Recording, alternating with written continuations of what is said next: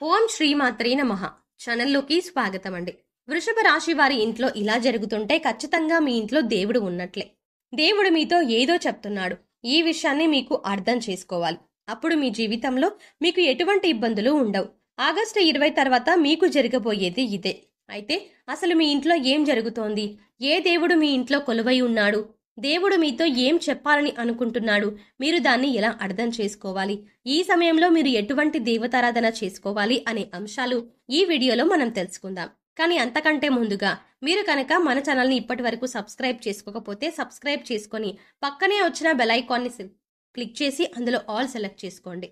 మేము ఇలాంటి videos upload చేయగానే ముందుగా మీకు నోటిఫికేషన్ వస్తుంది.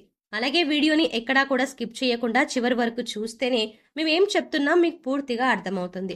ఈ వీడియో నచ్చితే లైక్ చేయండి. అంతేకాకుండా వివరాల్లోకి వెళ్ళిపోదాం. జ్యోతిష శాస్త్రం ప్రకారం వృషభ రాశి వారు రాశి చక్రంలో 2వ రాశి. కృత్తికా నక్షత్రం 2, 3, 4 పాదాలు, రోహిణి నక్షత్రం 1, 2, 3, 4 పాదాలు, మృగశిర నక్షత్రం 1, 2 పాదాల వారు వృషభ రాశికి చెందిన వారై ఉంటారు. ఈ రాశికి అధిపతి శుక్రుడు. ఈ రాశి వారికి ఎన్నో మంచి లక్షణాలు ఉండటం కారణంగా దేవుడి ఆశీస్సులు మీపై ఉన్నాయి. ఇకపై మీ కష్టాలు తీరబోతున్నాయి. ఎన్నో ఏళ్లుగా ఎదురు చూస్తున్న మీ కలలు నెరవేరబోతున్నాయి. ఆత్మగౌరవం, దయాగుణము, దానగుణము, ఎదుటివారు కష్టాల్లో ఉండి సహాయం చేసే గుణం, తప్పు చేసిన వారిని క్షమించే గుణం వంటి ఎన్నో మంచి లక్షణాలు ఈ రాశి వారి సొంతం. ఈ రాశి వారికి దైవభక్తి అధికంగా ఉంటుంది. దీని కారణంగా పరమశివుడు మీ ఇంట్లో కొలువై ఉన్నాడు. ఈ రాశి వారు మంత్రోపాసన మీద ఎక్కువ ఆసక్తిని కలిగి ఉంటారు. అంతరాత్మ విరుద్ధంగా ఏ పని చెయ్యరు. పెద్దల పట్ల భక్తి శ్రద్ధలు కలిగి ఉంటారు. ఎక్కువగా న్యాయాన్ని, ధర్మాన్ని ఆచరించడానికి ప్రయత్నిస్తారు. మీరు కష్టాల్లో ఉన్నా, జీవితంలో ఎంత ఇబ్బంది పడుతున్నా, ఎదుటివారు కష్టాల్లో ఉంటే మాత్రం చలించిపోయే మనస్తత్వాన్ని కలిగి ఉంటారు. ఇటువంటి గుణాలు ఈ రాశివారు కలిగి ఉండటం వల్ల పరమశివుడు సంతోషించి మీ ఇంట్లో తిరుగుతున్నాడు. అలాగే బొల్ల శంకరుడు మీ నుంచి ఒక్కటే ఆశిస్తున్నాడు. ఇక్కడ ముఖ్యంగా మీరు గమనించవలసిన విషయం ఏంటంటే, ఎదుటి వాళ్ళు ఎలా ఉన్నా, మోసం చేసినా కూడా మీరు మీ మంచితనాన్ని మాత్రం వదులుకోవద్దు. ఎందుకంటే మీ మంచితనం వల్లే మీరు ఒక మంచి వ్యక్తిత్వం ఉన్న వ్యక్తిగా సమాజం మిమ్మల్ని గుర్తించింది. దానివల్ల ఎక్కువగా అందరూ మీకు ఆకర్షితులు అవుతున్నారు. ఇటువంటి గుణాన్ని మాత్రం మీరు వదులుకోకండి. మంచితనాన్ని కలిగి ఉండటం వల్ల భగవంతుడు మీకు అండగా ఉంటాడు. భగవంతుడి అండతో మీ ఎదుటి వాళ్ళని మీరు దెబ్బకు దెబ్బ తీసే సమయం వస్తుంది. మీరు ఎదుటి వాళ్ళకి చెడు జరగాలని ఎప్పుడూ కోరుకోరు. కానీ భగవంతుడి సహాయంతో ఎదుటి వాళ్ళకి వారి తప్పులు వారు తెలుసుకునే పరిస్థితులు ఏర్పడతాయి. ఈ సమయంలో మీరు అదృష్టం పొందటానికి, అలాగే జీవితంలో శుభయోగాలు పొందటానికి ఇదొక మంచి సమయంగా చెప్పుకోవచ్చు. ఎన్నో మంచి అవకాశాలు మీకు కలిసి వస్తాయి. ఎందుకంటే ఆ పరమశివుడు మీ ఇంట్లో ఉన్నాడు. మీ నుంచి ఒక్కటే అడుగుతున్నాడు. అయితే ఆ దేవుడిని మీరు సంతృప్తి పరిచినట్లయితే మీకు జీవితంలో తిరుగు అనేది ఉండదు.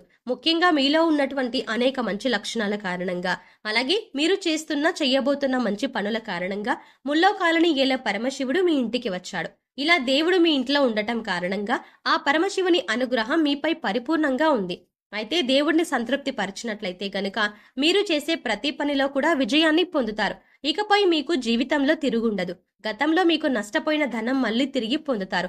ధనం మాత్రమే కాదు, ఇక ఏ ఇతర అంశాలతో అయినా సరే మీరు నష్టపోయినట్లయితే వాటన్నింటినీ తిరిగి మీరే విజయాన్ని పొందుతారు.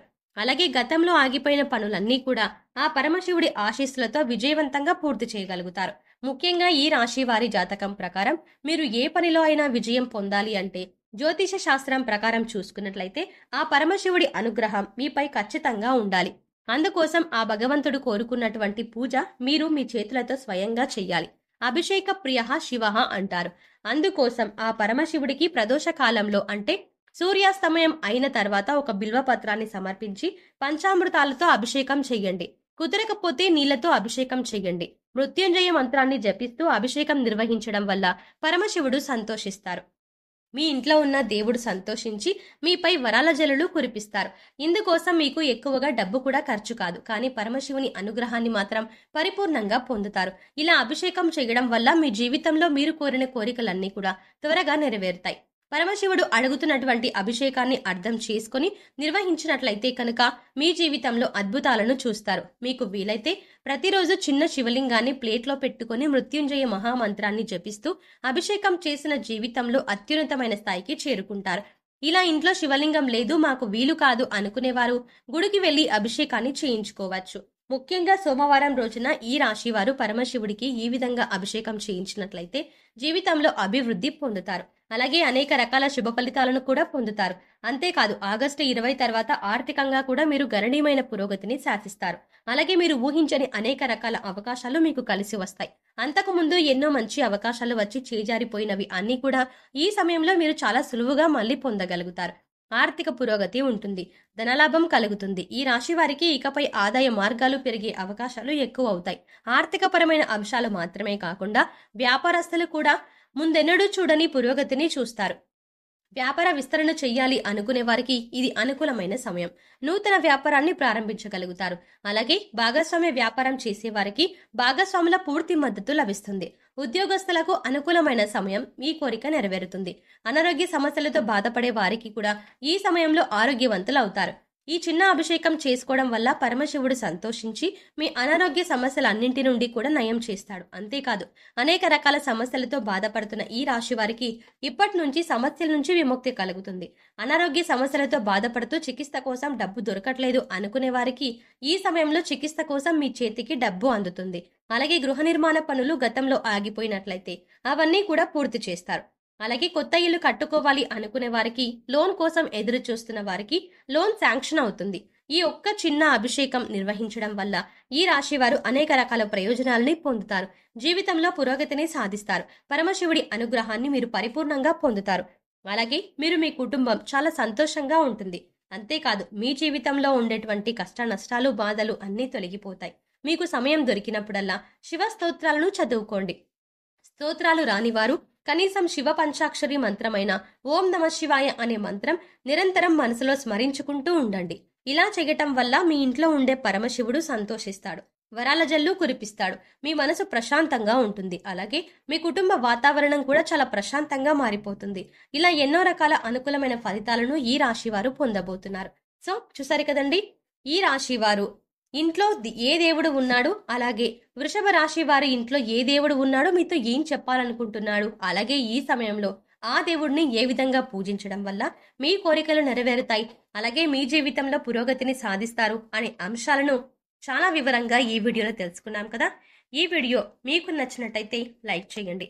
అలాగే మీ ఫ్రెండ్స్ అండ్ ఫ్యామిలీ మెంబర్స్లో వృషభ రాశి వారు ఎవరైనా ఉంటే వారితో ఈ వీడియోని షేర్ చేసుకోవడం మాత్రం ఎట్టి పరిస్థితుల్లో మర్చిపోకండి. కానీ అంతకంటే ముందుగా మీరు కనుక ఇప్పటి వరకు మన ఛానల్ని ఇంకా సబ్స్క్రైబ్ చేసుకోకపోతే వెంటనే సబ్స్క్రైబ్ చేసుకోండి. అలాగే పక్కనే ఉన్న బెల్ ఐకాన్ని కూడా క్లిక్ చేయండి.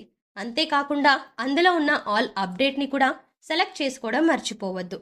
ఎందుకంటే అందులో ఉన్న ఆల్ అప్డేట్ని సెలెక్ట్ చేసుకోవడం ద్వారా మేం చేసే ప్రతి వీడియో అప్డేట్ మీ మొబైల్కి ముందుగా నోటిఫికేషన్గా అందుతుంది. మరో చక్కటి వీడియోతో మళ్ళీ కలుద్దామండి. ఓం శ్రీమాత్రే నమః.